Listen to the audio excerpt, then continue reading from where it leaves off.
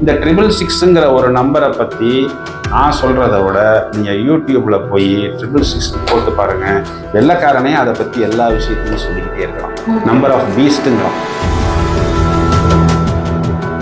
நீங்கள் கேட்டது 8ஆம் நம்பர். 8ஆம் நம்பர் வந்து நிறையா பேருக்கு கொடுக்குற மாதிரி கொடுத்துட்டு ஏதாவது ஒரு விஷயத்தில் அவங்கள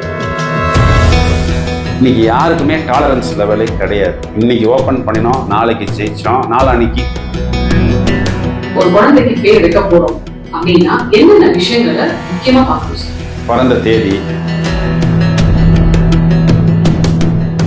நல்லதோ இல்லையோ கெடுதல் வராது. கெடுதல் வரலன்னாவே அது நல்லதுன்னு நம்ம எண்ணிக்கிறது. நீங்க ஜெயிச்சீங்க அப்படின்னா நீங்க வந்து உச்சகட்டம், தோத்தீங்கன்னா உங்க இதே மக நட்சத்திரத்துல ஒரு பையனுக்கு நான் மகிழன் அப்படிங்கிற பேரை நான் ஒரு 6 வருஷம் முன்னாடி நான் தான் ஃபர்ஸ்ட் வச்சேன். இந்த ஒரு பேரை வச்சதுக்கு அப்புறம் அந்த பையனுடைய அப்பாவோட கம்யூனிட்டியிலேருந்து நேம் வந்து நிறைய பேரை உளவியல் ரீதியா பாதிச்சிட்டு அசால்ட்டா ஒரு 10 பேரை ஒரு ஷாட்ல அடிச்சிடலாம்.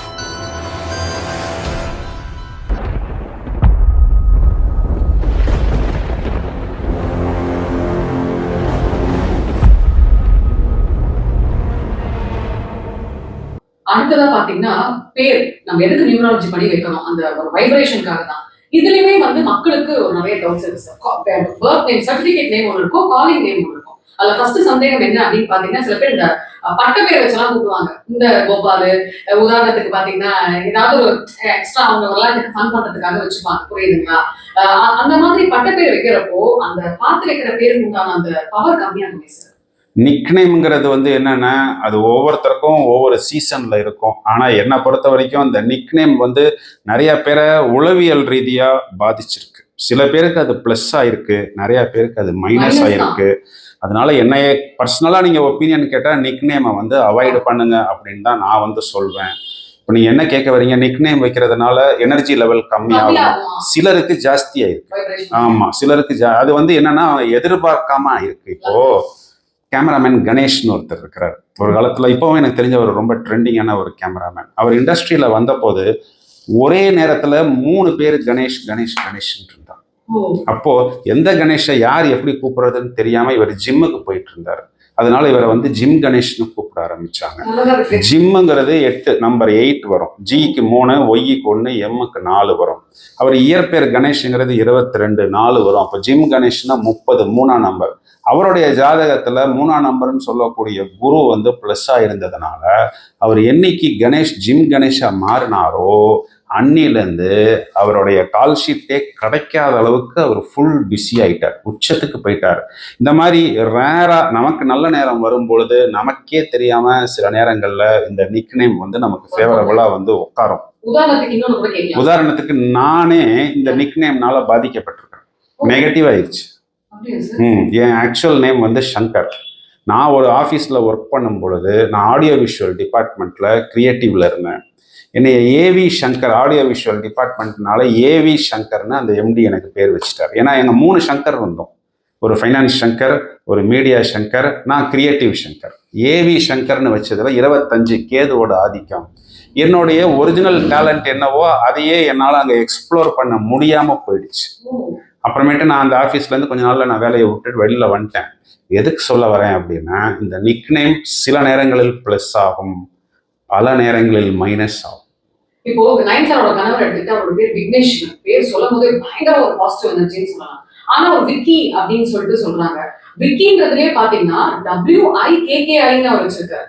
இந்த விக்கின்ற பேர்ல கூட ஏகப்பட்ட கன்ஃபியூஷன் சார். BICKY ஒண்ணு, BICKEY ஒண்ணு வரும். இப்ப நயன்தாரோட கணவர் பாத்தீங்கன்னா WIKKI வருது. ஆக்சுவலி எதனால சார் இவ்வளவு ஒரு அவங்க என்ன கால்குலேஷன்ல அப்படி போட்டாங்கன்னு எனக்கு தெரியல. ஆனா VIKKY அப்படின்னு நம்ம கணக்கு போட்டோம்னா 12 வரும்.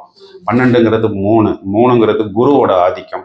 ஒருவேளை உங்களுக்கு ஜனனகால ஜாதகத்துல குரு அனுகூலமாக இருந்தால் 3ஆம் நம்பர் உங்களுக்கு பிளஸ் தான். அப்போ நீங்க VIKKIன்னு போட்டாலும் ஒய்ன்னு போட்டாலும் ஒரே கணக்கு தான், அது உங்களுக்கு பிளஸ் தான்.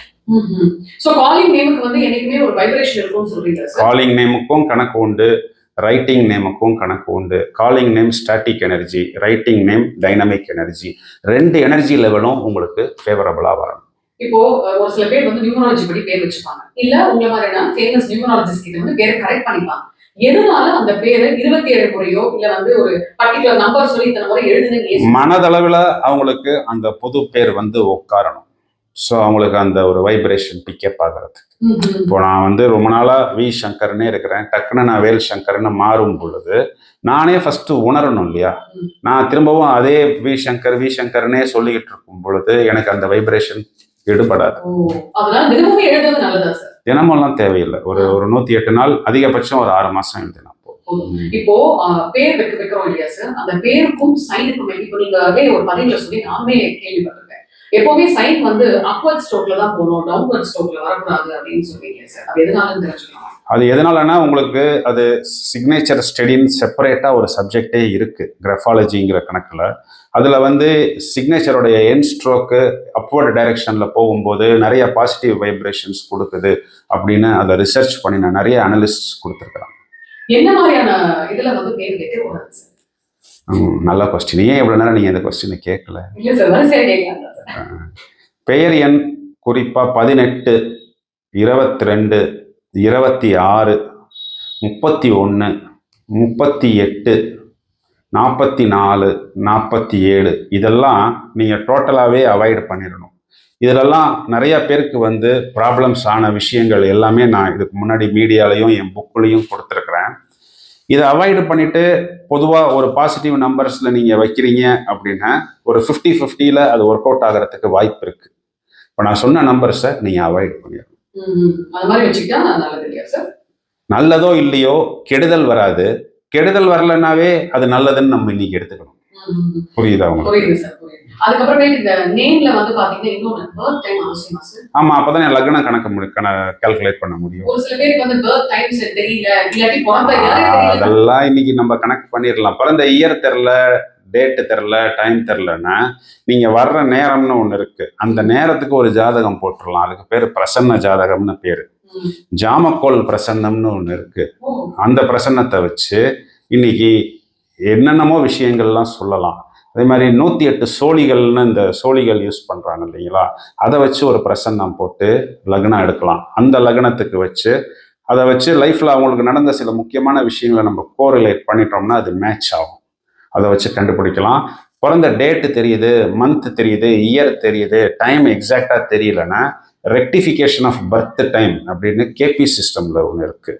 அதை வச்சு பர்த் டைமை ரெக்டிஃபை பண்ணலாம். கேபி சிஸ்டம்லேயே ரூலிங் பிளானட் ஆர்பின்னு ஒரு கணக்கு இருக்குது, ரொம்ப அக்யூரேட்டு. இதே கேபி சிஸ்டமில் 1 to 247 ஒரு பிரசன்னம் இருக்குது. 1லேருந்து 247 எண்களுக்குள் ஒரு எண்களை சொல்ல வேண்டும்னு ஒரு பிரசன்னம். அதை வச்சு விளையாடலாம். இப்போ உங்களுடைய கொஸ்டினுக்கு ஆன்சர் ரொம்ப துல்லியமா அந்த 1லேருந்து 247 கிடைக்கும். ஜாமக்கோல் பிரசன்னம்ங்கிறது அதுவும் ஒரு பிரசன்னம். அதாவது ஒரு ஜாமம்ங்கிறது 1.5 மணி நேரம். இதுல 8 கிரகங்கள் எடுத்துக்குவோம். ராகு கேதுவா பொதுவா பாம்புன்னு எடுத்துக்கிட்டு மிச்சம் 7 கிரகங்களையும் எடுத்து இந்த பேசிக் ஜாதகத்துல 9 கிரகம் தான் இருக்கும். இந்த ஜாமக்கோல்ல 23 கிரகம் கணக்கு வரும். 9 வச்சு கணக்கு சொல்றதே கஷ்டமா இருக்கு, இதுல 23 வச்சு எங்க கணக்கு சொல்றதுன்னு நிறைய பேர் கேட்பாங்க. ஆனா பழக வந்துடும்.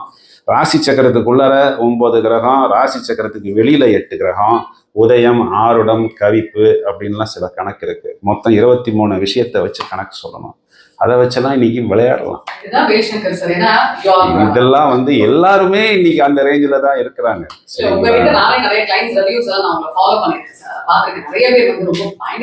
அது வந்து பழகிருச்சுல, நம்ம ரொம்ப கிட்டத்தட்ட ஒரு மோர் தேன் 2 decades 23 இயர்ஸ் அந்த லைன்ல இருக்கிறதுனால நமக்கு இது பழகிருச்சு. ஆனால் நம்ம அதிகமா பண்ணினது குழந்தைகளுக்கு பேர் வைக்கிறது தான். இந்த ஞாயிற்றுக்கிழமையில பிறக்கிற குழந்தைங்களுக்கு வந்து பவர் அதிகமா இருக்கும். அப்படியெல்லாம் ஒன்றும் கிடையாது. பொதுவாக ஞாயிற்றுக்கிழமையில பிறக்கலாமா? திங்கள் முதல் ஞாயிறு வரை எல்லா கிழமையும் நல்ல கிழமை தான். 1லேருந்து 31 வரைக்கும் எல்லா தேதியும் நல்ல தேதி தான். எல்லா தேதியிலையும் பிறந்தவங்க ஜனாதிபதியும் இருக்கிறாங்க, தீவிரவாதியும் இருக்கிறாங்க.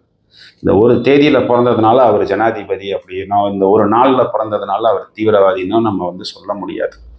லக்னம், ஜாதக அமைப்பு, அதை நம்ம தூக்கி கொடுக்கறதுக்கு வேற என்ன நம்ம இந்த மாதிரி நியூமராலஜியில் பண்ணுறோம். இது எல்லாமே கணக்கில் வரும். ஏன் சார் இப்போ வந்து பேருக்கு வந்து நல்ல ஒரு வைப்ரேஷன் இருக்குன்னு சொல்றோம். எத்தனையோ பேர் வந்து கோடீஸ்வரன் பேர் சொல்லிட்டு திருக்கோடியில இருக்காங்க. கரெக்ட். பிச்சாண்டின்னு பேர் வச்சுட்டு ஐஏஎஸ் படிக்கிறாங்க, ஐபிஎஸ் படிக்கிறாங்க. ஏன் சார் அப்படி? சிவனாண்டின்னு பேர் வச்சிருக்கிறாங்க. அவர் பேரு தான் சிவநாடார். உலகத்தின் மிகப்பெரிய பணக்காரர்ல அவரும் ஒருத்தர். ஆரோக்கியசாமின்னு பேர் வச்சிருக்கிறான். எந்நேரமும் ஹாஸ்பிட்டல்ல தான் படுத்து கிடக்குறாரு. ராஜா பேர் குழல்வாய் மொழி அப்படின்னு பேர் இருக்கு. ஆனா அந்த அம்மா பேசும்போது வாய்ஸ் பக்கத்துல நின்று கேட்கறதுக்கே கஷ்டமா இருக்கு. லக்ஷ்மின்னு பேர் வச்சிருக்கு. அந்த அம்மாட்ட லக்ஷ்மியே இல்ல. சுப்பிரமணின்னு பேர் வச்சிருக்கிறாரு. அவர்கிட்ட மணியே இல்ல. என்ன சார் காரணம்? இதுக்கு என்ன காரணம்னா, இதுக்கு நிறைய காரணங்கள் இருக்கு. அதாவது ஒரு காரணம், பெயரின் அர்த்தம் தான் வாழ்க்கையின் அர்த்தம் அப்படிங்கிறது கிடையாது. இப்ப என் பேர்ல நான் குபேரன்னு வச்சுக்கிட்டேன்னா நான் குபேரன் கிடையாது. ஆண்டின் பேர் வச்சுட்டு செம்மையா சொத்து வச்சிருப்பாங்க சார். ஆமா, அதனால வந்து பெயரின் அர்த்தம் தான் வாழ்க்கையின் அர்த்தம் அப்படின்னு நம்ம வந்து எடுத்துக்க கூடாது. வருமான ரீதியா இல்ல உங்களுக்கு உத்தியோக ரீதியா வர்றது எல்லாமே ஜாதகத்தை மையமா வச்சு வர்றது தான். இப்போ உங்களுக்கு வருமானத்தை குறிகாட்டக்கூடிய கிரகம் எதுவோ அதை நம்ம ஜாதகத்தை வச்சு அந்த எண்ணுக்குரிய பெயரை நாம் அமைத்தால் அது உங்களுக்கு ஒரு 40%லேருந்து ஒரு 70%ஆவோ 80%ஆவோ மாறும். சொல்றது புரியுதுல்ல உங்களுக்கு? நீங்க கேட்குற கேள்வி என்னன்னா, கோடீஸ்வரன் பேர் வச்சுட்டு அவர் இருக்கிறாரு அப்படின்னா இதுக்கு பதில் வந்து பெயரின் அர்த்தம் தான் வாழ்க்கையின் அர்த்தம் அப்படின்னு நீங்க எடுத்துக்க கூடாது. இன்னொரு முக்கியமான கேள்வி சார், இப்ப என்ன மாதிரி இடத்துல வந்து பேர் வைக்க கூடாதுன்னு சொன்னீங்க, என்ன மாதிரி இதுல வச்சா லக்காமே? 1ஆம் எண், 3ஆம் எண், 5ஆம் எண், 6ஆம் எண், 9ஆம் எண், இந்த 5 எண்களுமே ரொம்ப அற்புதமான எண்கள். 1ங்கிறது சூரியன், 3 குரு, 5 புதன், 6 சுக்கிரன், 9 செவ்வாய். இந்த கிரகங்களுடைய வலிமையை அனுசரிச்சு இப்போ காலிங் நேம், ரைட்டிங் நேம் ரெண்டும் உங்களுக்கு ஃபேவரபிளா வரும். இப்போ நான் சொன்ன மாதிரி எம் சங்கர்னு எடுத்துக்கிட்டா, தனியா சங்கர்னு கூப்பிட்டா 19 வரும், எம் சங்கர்னு போட்டா 23 வரும். ரெண்டுமே ஃபேவரபிளா வரணும். சில நேரத்துல டபுள் நேமாவும் வைக்க வேண்டிய ஒரு சூழ்நிலை வரும். ஏன் டபுள் நேமா வைக்க வேண்டிய சூழ்நிலை வருதுன்னா, இப்போ அப்பா பேரு ராஜேந்திரன், ஆர் அப்படிங்கிற ஒரு இனிஷியல்ல வைக்கிறோம். அந்த குழந்தைக்கு 6ஆம் நம்பர்ல தான் பேர் வைக்கணுங்கிற ஒரு அமைப்பு இருக்குது. அப்போ 6க்கு 2 கூட்டினா 6 வரணும். அப்போ R + dash is equal to 6. இந்த டேஷ் தான் காலிங் நேம். அப்போ அந்த டேஷ்ல நான் 4 போடுறேன்னு வைங்களேன். இப்போ 2 + 4 6 ஆயிருதா?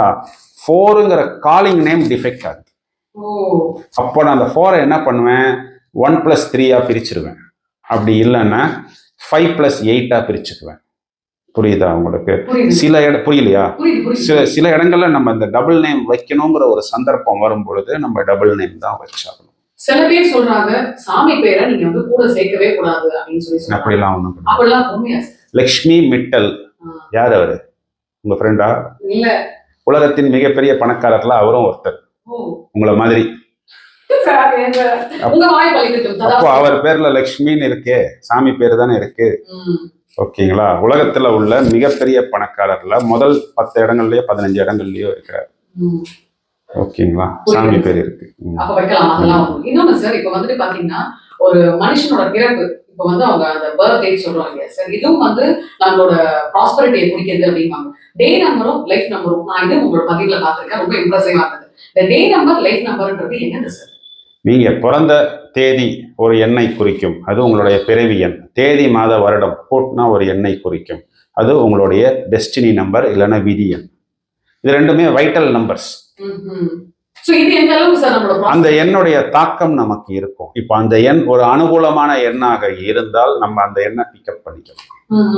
இப்போ உதாரணத்துக்கு டே நம்பரும் லைஃப் நம்பரும் ஒண்ணா வரலாம். நம்ம வரக்கூடாதுன்னு எப்படி சொல்ல முடியாது? நம்ம வரக்கூடாதுன்னு சொல்ல முடியாது. சில பேர் சொல்றாங்க, ஃபார் எக்ஸாம்பிள் டே நம்பரும் 3, லைஃப் நம்பரும் 3. சரிட்டினா, இப்போ நீங்க 3 and 3 காம்போல வரீங்க, இது கூடாதுன்னு சொல்றேன். அப்ப நீங்க போய் எந்த ஹாஸ்பிட்டல்ல பிறந்தீங்களோ அந்த ஹாஸ்பிட்டல்ல போய் படுத்துட்டு டாக்டர்கிட்ட சொல்லி, டாக்டர் வேல்சங்கர் சொல்லிட்டாரு இந்த டேட் நல்லா இல்லையா, நாளைக்கு என்னை ஆபரேஷன் பண்ணி வெளியில எடுத்து சொல்ல முடியும்? It is defined. So for that situation what best we can do அப்படின்னு தான் நம்ம வந்து பார்க்கணும். சார், நீங்க ஆக்சுவலா நிறைய குழந்தைங்களுக்கு வந்து பேர் வச்சிருக்கீங்க, பயங்கர ஃபேமஸ் அதுல. சோ எதுல வந்து உங்களுக்கு வந்து பேர் வைக்கிறப்போ ரொம்ப சுவாரஸ்யமான நிகழ்வுகள் எல்லாம் இருக்கா? சுவாரஸ்யமான நிகழ்வுகள் நிறைய இருக்குங்க. இப்போ ஃபார் எக்ஸாம்பிள் அஸ்வினி நட்சத்திரம் மேஷ ராசி எடுத்துப்போம். அந்த காலத்துல என்ன பண்ணுவாங்க, சுமதி, சூசே ஆரம்ப எழுத்து வரும், சுமதி அப்படின்னு பேர் வைப்பாங்க. அப்படி இல்லைன்னா செண்பகா அப்படின்னு பேர் வைப்பாங்க. இல்லைன்னா வந்து சுகந்தா அப்படின்னு பேர் வைப்பாங்க. இந்த காலகட்டத்தில் இந்த பேரெல்லாம் வந்து கொடுத்தோம்னா நாளைக்கு அந்த குழந்தை என்கிட்ட வந்து கேட்கும், என்னப்பா நீ பேர் வச்சு கொடுத்துருக்குற அப்படின்ட்டு. ஸோ இன்னைக்கு உள்ள ட்ரெண்டு இதே அஸ்வினி நட்சத்திரத்துக்கு பேர் வைக்கணும் அப்படின்னா எப்படி கொடுக்கலாம் ஒரு பொன் குழந்தைக்குன்னா, செந்தாளினி அப்படின்னு பேர் கொடுக்கலாம். இதை மாதிரி ஒரு இன்டர்வியூல சொன்னேன். அந்த அம்மா, தம்பி இந்த பேர் என் குழந்தைக்கு வைக்கிறதுக்காகவே நான் ஒரு குழந்தை பெற்றுட்டு வரலான்னு தோணுது அப்படிங்கிறாங்க. ஸோ இப்போ வந்து பூன்னு பேர் வைக்கணும். இப்போ வந்து என்ன பண்ணுவாங்க, அந்த காலத்தில் புவனேஸ்வரி அப்படின்னு பேர் வைப்பாங்க. அஸ்த நட்சத்திரத்துக்கு பூங்கிற எழுத்து வரும். இந்த காலகட்டத்தில் நம்ம புவனேஸ்வரி கொடுக்க முடியாது, புகழினி அப்படின்னு கொடுக்கலாம். மக நட்சத்திரத்துக்கு மா அப்படிங்கிற எழுத்து வரும். அப்போ வந்து அந்த காலத்தில் என்ன வைப்பாங்க, மாணிக்கம் இந்த மாதிரி பேர் வைப்பாங்க. இப்போ இதே மக நட்சத்திரத்தில் ஒரு பையனுக்கு நான் மகிழன் அப்படிங்கிற பேரை நான் ஒரு 6 வருஷம் முன்னாடி நான் தான் ஃபஸ்ட்டு வச்சேன். இந்த ஒரு பேரை வச்சதுக்கு அப்புறம் அந்த பையனுடைய அப்பாவோட கம்யூனிட்டிலேருந்து கிட்டத்தட்ட ஒரு 500 குழந்தைகளுக்கு நான் பேர் வச்சிருப்பேன். இந்த மகிழன்கிற ஒரு பேரை ஃபர்ஸ்ட் நான் தான் ரீலான்ச் பண்ணினேன். அதுக்கப்புறமேட்டு தான் இன்னைக்கு மகிழ்வேந்தன், மகிழ் மித்திரன், யாழ் மித்திரன், இது எல்லாமே இப்போ வந்தது தான். ஸோ இந்த மாதிரி நிறைய சுவாரஸ்யமான சம்பவங்கள்லாம் நடக்கும். இதில் வந்து ஒவ்வொரு பேர் வைக்கும் பொழுதும் ஏதாவது புதுமையாக நம்ம வந்து பண்ணணும் அப்படிங்கிற ஒரு எஃபர்ட்டை நாங்கள் கொடுத்துக்கிட்டு தான் இருப்போம். இதில் நம்ம ஜாதகத்தையே மையமாக வச்சு பண்ணுறதுனால என்ன ஆகுது, வர்றவங்கெல்லாம், சார் நீங்கள் ஜாதகத்தை வச்சு தானே மையமாக பண்ணுறீங்க, ஏதாவது ஒரு லைன் சொல்லுங்கள் சார் அப்படின்னு ஒரு அம்மா சொல்கிறாங்க. ஒரு 3-4 வருஷம் முன்னாடி உங்களுக்கு ஒரு ஆக்சிடென்ட் ஆச்சுமா, அப்படிதாம்மா உங்கள் ஜாதகத்தில் காமிக்குது அப்படின்னு. இந்த பக்கத்தில் உட்காந்துருக்கிறாரு, இவரை கல்யாணம் பண்ணிக்கிட்டேன், அதுதான் எனக்கு நடந்த ஆக்சிடென்ட், கரெக்டாக சொல்லிட்டீங்க சார் அப்படின்னு அந்த அம்மா சொல்லுது. இதுக்கு மேலே நான் என்ன சொல்கிறது, அது பொன் குழந்தை சார், நீங்கள் ஏதாவது உங்கள் குழந்தைக்கு பேர் வச்சிருக்கிறீங்களா சொல்லுங்கள் சார், நான் நோட் பண்ணிக்கிறேன் சார். கமலிங்கிற பேர் நல்லா இருக்கா பாருங்க, இந்த பேர் வேணா என் குழந்தைக்கு வைங்க. இந்த பாரு, உன் பழைய கேர்ள் ஃப்ரெண்டு பேரெல்லாம் நீ என் குழந்தைக்கு வைக்காத சார், அதுக்கப்புறம் நாளைக்கு அந்த குழந்தைக்கே ஒரு சக்காலத்தி வந்துடும் சார், வேண்டாம் சார், நீங்களா பார்த்து ஒரு நல்ல பேராக வச்சு கொடுங்க சார் என் குழந்தைக்கு அப்படிங்கிற மாதிரி நிறைய சுவாரஸ்யமான சம்பவங்கள்லாம் வந்துக்கிட்டே தான் இருக்கும். சார் ஆக்சுவலா உங்களோட எக்ஸ்பீரியன்ஸ் வந்து பயங்கர எக்ஸ்பீரியன்ஸ் சொல்லவே முடியாது. உங்களோட அந்த எக்ஸ்பீரியன்ஸ் வச்சு பார்க்கும்போது ஐயோ இந்த மாதிரி இது பேரே இருக்கக்கூடாதுப்பா, இப்போ நீங்க இந்த நம்பர்ல பேர் வரக்கூடாது, நம்பர் தான் சொல்லணும். இந்த பேரேங்கிறது வந்து என்னன்னா, இப்போ சில பேர் காலிங் நேம்ல அடி ஒழுகும். ஃபார் எக்ஸாம்பிள் முரளிதரன் ஒருத்தவங்களுக்கு பேர் வச்சிருப்பாங்க, அது பெருமாள் பேர், கூப்பிடுறது முரளி முரளின்னு கூப்பிடுவாங்க. அந்த முரளிங்கிறது தனியா 17 8ஆம் நம்பர் வந்துடும். அப்போ என்ன ஆகும், கொடுக்குற மாதிரி கொடுத்துட்டு அவரை அடிச்சிடும். இருக்கு ஆனா இல்ல. இப்போ மோகன் ராம்னு பேர் வைப்பாங்க, மோகன் குமார்னு பேர் வைப்பாங்க. தனியா மோகன் மோகன் கூப்பிடும் போது 22 4ஆம் நம்பர்ல வந்து விழுந்துடும் பேரு. அது என்ன ஆகும், ஒரு பீரியட்ல கொடுக்குற மாதிரி கொடுத்துட்டு அப்புறம் அப்படியே ஃப்ரீஸ் பண்ணிடும். இப்போ கூட ஒரு டைரக்டர் மோகன் ஜீன்னு போட்டிருக்கிறாரு, வந்ததுலேருந்தே அவர் 3-4 படம் கண்டினியூஸாக ஹிட் கொடுத்துருக்கிறாரு. ஸோ பர்டிகுலராக இந்த பேர் தான் டிஃபெக்ட்னு நம்ம சொல்லக்கூடாது. இந்த நம்பர் ஒருவேளை இப்போ நான் சொன்ன மாதிரி அந்த 8 17 13 26 29 31 38 43 44 48 48 இல்லை 47 இந்த மாதிரி எண்கள்ல வரும் பொழுது அது டிஃபெக்ட் ஆகும். இப்போ நீங்க பேசுறப்போ ஒரு இது சொன்னீங்களா சார், இந்த மாதிரி இவரை கல்யாணம் பண்ணதுக்கு அப்புறம் தான் இருந்தாலும் அவங்க அதே மாதிரி இந்த எண்கள்ல இருக்கிறவங்க வந்து இந்த எண்களை கல்யாணம் பண்ணக்கூடாதுன்னு அதுல நிறைய காம்பினேஷன்ஸ் இருக்கு. அதெல்லாம் நான் தனியா புக்லயே கொடுத்துருக்கிறேன். எந்தெந்த காம்போ, இப்போ உங்களுக்கு ஒரு பர்த் நம்பர்னு ஒன்று இருக்கும், ஃபேட் நம்பர்னு ஒன்று இருக்கும். இப்போ உங்கள் பர்த் நம்பர் 2 அப்படின்னா உங்களுக்கு ஃபேட் நம்பர் வந்து 4ன்னு வச்சுக்குவோம். இதுக்கு நம்பர் 1 ஒரு நல்ல காம்பினேஷன், இல்லை நம்பர் 6 நல்ல காம்பினேஷன். இது ஒவ்வொன்றுத்துக்கும் ஒவ்வொரு ஃபார்முலா இருக்கு. இதை வந்து மொத்தமா நம்ம இந்த ஃபார்முலாவை அவாய்ட் பண்ணுங்கன்னு சொல்ல முடியாது. இப்போ உதாரணத்துக்கு 3-3னா 3-3 எடுக்கலாம். இப்போ 3ல இருக்கிறவங்க வந்து யாரை கல்யாணம் பண்ண முடியாது. 3ல இருக்கிறவங்க வந்து 6 அவாய்ட் பண்றது பெட்டர். சோ அந்த மாதிரி பண்ணா கொஞ்சம் பிரச்சனை, கொஞ்சம் ஃபேமிலி லைஃப்ல சின்ன சின்ன கருத்து வேறுபாடுகள்.